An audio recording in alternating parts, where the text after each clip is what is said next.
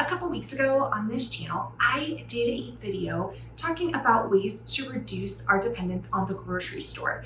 And one of those ways is buying farmer direct or participating in a CSA, community supported agriculture.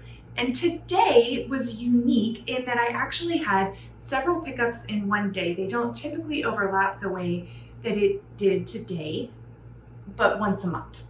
And this is actually the first one. And so I thought I would give you guys a peek into 3 of our different farmer direct pickups that we had, so you can get an idea kind of what, depending on your area, obviously things will look a little bit different, but what that can look like for you if you're used to just going into the grocery store and picking stuff up. Honestly, this looks like I did a huge grocery store pickup today, is what it kind of looks like. But the first bag that I'm going to unpack for you, this here in this brown bag is from McCulley Farms, and they practice regenerative agriculture. We have our meat CSA with them, where we get pork and lamb and chicken, and it is seriously like Christmas. Like if you think unboxing videos are like Christmas, friends, CSA pickups really are, because you don't know what you're getting each time. When you do an order online, you might have forgotten a little bit of what you ordered, but you still put the order together. When you get a CSA, you're not the one who assembled it. So let's see what is in today's. I just picked this up and I want to get it into the freezer and the fridge. It's funny. So, my husband is the huge pork fan in our family, not me. This is the smoked pork ham roast. And I'm hoping that maybe I will like this one. I have liked I've eaten more pork, getting pork from McCulley Farms, than I have probably in my entire life. So I am not normally a ham fan. This might just all go to sandwiches for my husband, but we'll see. I may be willing to try a small slice. I've tried a lot of things. So we've got the smoked pork ham roast. Then we have some lamb shanks, delicious. We have 2 pounds, looks like, of ground pork. We have some Italian sausage. That'll be delicious. Their sausages are really good. And a whole chicken. Now, all of this is pastured. Like I said, they practice regenerative farming. So this is like the healthiest meat that you're going to get for your family. And I love that you get to pick your size.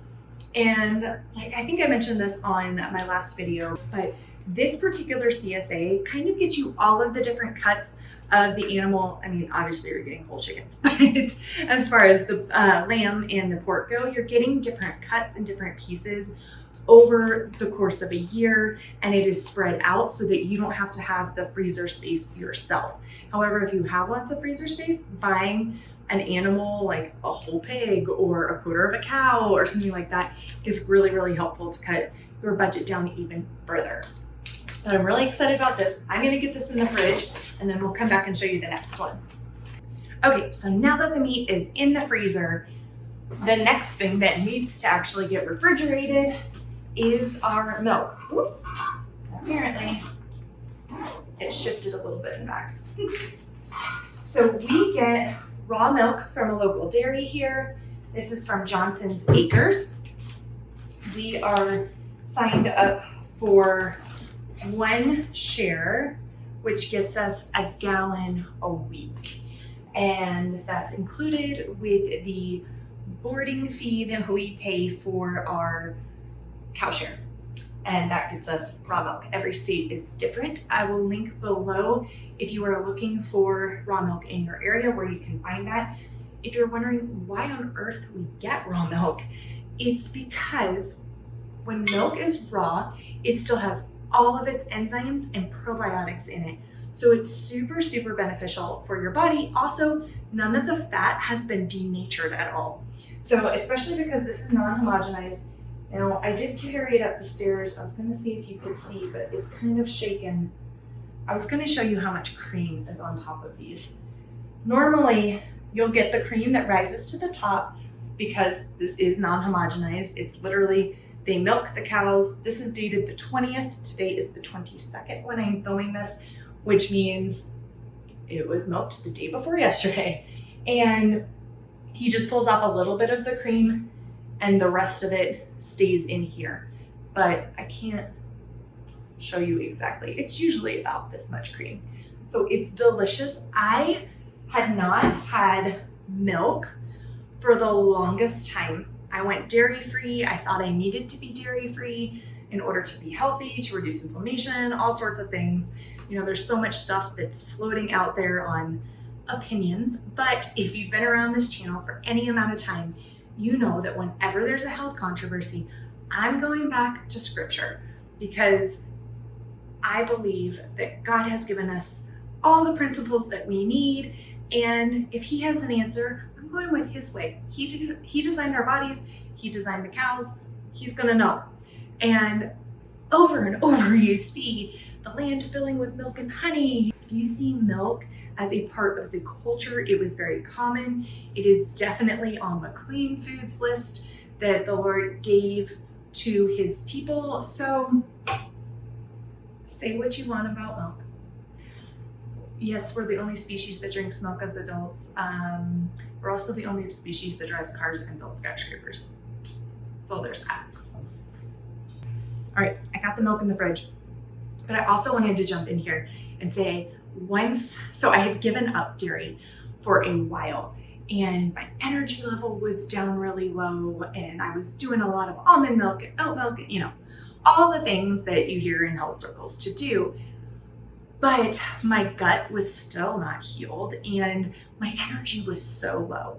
I will tell you that when I am consuming raw dairy, quality raw dairy, because healthy cows give you healthy raw milk. Sick cows give you sick milk. I mean, it's really just that simple. So you want to make sure that wherever you're getting your milk from, that they are cleaning everything really well, that the barn area is taken care of, all of the things that result in clean milk. So now that I'm consuming it, again, you feel fantastic and I recommend it. If it's right for your body, check it out. Okay, so this is our farm CSA for our produce. And we also are signed up for an egg share with them. So we have a dozen eggs. These are soy-free, they are pasture raised. They are delicious, really orange yolks, super, super nutritious. I'll pop these in the fridge. We'll continue on. I have not opened what's in this bag yet. So all I know is we have the eggs, we have a bunch of organic kale, and a beautiful tomato that is going in our tortellini salad that I am making for dinner tonight. So I'm gonna put these on the counter so that I can unload this bag, which the warning I give with CSAs, or that I should give that I have learned, is that frequently, because you're getting a CSA, you are partnering with the farm and they are not going to package your food as if you were purchasing it, or I should say prepare your food as if you were purchasing it from the farmer's market. So you often will find a lot of soil. I'm gonna have to clean up the table. I frequently just unbox this, unbag it, unpack it on the floor. And I know there's one spot I'm gonna need to vacuum up at the end because of all the soil that's gonna come out of the bag. But I do store a lot of the things. I brush off if there's big chunks of soil, obviously I get rid of those. But I store a lot of the stuff. If you can handle it in your produce jar, if you'll do that, keeping the soil on there actually prolongs the life of the vegetables, and then just washing them when you're ready to use them. So this is not a cantaloupe, though it may look like a cantaloupe. This is actually muskmelon, which is very similar to cantaloupe, but not the same. It is a little bit sweeter, and so this probably actually needs to be eaten tomorrow at the latest. So I'll be slicing some of that up for us to have in the fridge. We also picked, so one of the benefits of CSAs is sometimes you get to participate in U-Pick. We got to go out to the farm on Sunday and we spent several hours pickling cucumbers, dill, and then they sent us home with a whole bunch of garlic too. So my new project, my new homesteading skill I'm diving into next week is some basic water bath canning and making homemade pickles. We have some fermenting because we ferment vegetables on a pretty regular basis. So we already have 4 jars of pickles going, but y'all, there's like 40 plus jars probably worth of pickles sitting in our fridge right now, or cucumbers ready to be pickled. Our first green cabbage of the season. Look, it's cute. It's short and stout. Speaking of fermenting, maybe I'll make some sauerkraut. And then cabbage is also really great to juice. So that's one reason I love getting all of these vegetables too, is that this is the time of year that is my favorite time to juice and drink green juices and really any vegetable juices. And so if you find yourself with a lot of beets, for example, that you're already thinking how many ways can you prepare beets, you can ferment them, you can roast them, they're delicious. You can also juice them. All right, oh, speaking of cucumbers, man, I was gonna try and sort this out a little bit so I'm not just showing you all of the same thing. Okay, I think I'm back. Somewhat sorted. So we've got a giant zucchini and a yellow squash, then 4 slicing cucumbers. These are my favorite in green juice. Oh my gosh, I love when you add cucumbers to, let's say, kale or some lettuces or other greens, you really get a lot of juice out of the cucumber, and it's pretty mild. So it's really great if you have really strong, bold flavors and other stuff. Some more beets. Beets. Okay, I'm gonna take some of these onion tops. Today we have red onion. Perfect. It's like they knew I was preparing tortellini salad for dinner and that I was going to need some red onion. Maybe. I might need to double check with my husband. See if he's okay with me putting that in there. It's the first time I've made tortellini salad for us.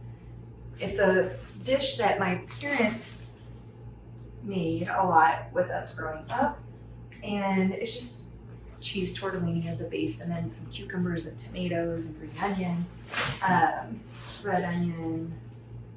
I like green onion more than red onion, so I might use the tops of these guys. Oops. And those are some beautiful onions. Here we have yellow onion, we have red onion, we have more beets, more beets, more beets. Oh, wait, nope, that's red onion. That is not a beet, but this is. And garlic. Another yellow onion. I may need to look into curing some of these. Now we are also signed up this particular farm. Oh, this is Monroe Family Farm. I don't think I said the name of it. This particular farm does a winter share as well. So all of their storage, the things that they cellar, they divvy out for you over months beginning in October. And so October through, I think it was January, is about when we stopped getting shares last year from them. And so things like potatoes and beets and cabbage and stuff will come in that share as well. But I may even look into starting next week curing some of these onions and stuff ourselves so that we have an even longer span, and maybe we could make it without having to buy any grocery store onions or garlic in the next year. Oh, that would be so awesome. Because friend, if you have not had farm-grown onions, like fresh, or potatoes, I was eating a Yukon Gold potato with my eggs this morning. So amazing. So different than Yukon Golds are good, right? Like they're good from the store. Not after you have them from the garden. That's the one downside. Once you go back to, like, have to do a run to the grocery store at some point, you're like, this isn't real food. Okay. Yeah, see the soil in here? I will be brushing some of that off. But most of this, the trick is making space in the refrigerator, in the crisper drawer, and produce drawer. Thankfully, we don't have all the beet tops this week. Last week, all of the beet greens were on top, which made it a lot harder to store. So this week we don't have the beet greens, which is totally fine by me because we still have a lot. But the onions and the potatoes, I actually store over here. I will show you in a little tray. I bought an IKEA cart, and I knew we were going to need some more produce pieces because you can only store so much on your counter. Also, I had been storing them in bowls, and I had them in great big bowls, and they look nice and pretty, but they really store best if they can get airflow all the way around them. And so I actually bought, this is a letter tray from IKEA, and I'm using the stacking letter tray as our potato and onion storage, and garlic too. So far it has worked out really well for us. I also have a cardboard box that's down in one of our cabinets, which is where I put some of the stuff in the winter. But this time of year, it is way too hot to store down there, and none of it has been cured yet. So if you don't know, you can't just go buy onions or get onions straight from the farm and put them in storage. You have to cure them first. So there is a process that goes into that, and I have to look into it a little bit more. I can't remember if it's direct sun or in the shade, but we're gonna look into it because I don't know that we're gonna be able to keep up with the onions. And this is only a half share, just so you know. So hopefully that was helpful for you guys in getting to see. The fun part is then you really learn to eat seasonally, because you get your food and then you're like, okay, now how do I create my menu plan around this and making these things work? And it forces you to get creative. If you don't like being creative, then maybe a CSA is not for you. But if you want the most nutrition in your body, and I believe as close to having your own garden as you can get, where if you don't have the ability to garden or the time to garden or maybe the margin to garden right now, or maybe you do and this is filling in as well. Like, we're starting some of you know that. We have a small little patio garden. It's not producing a massive amount of food for us, but enough for a few salads so far and that sort of thing.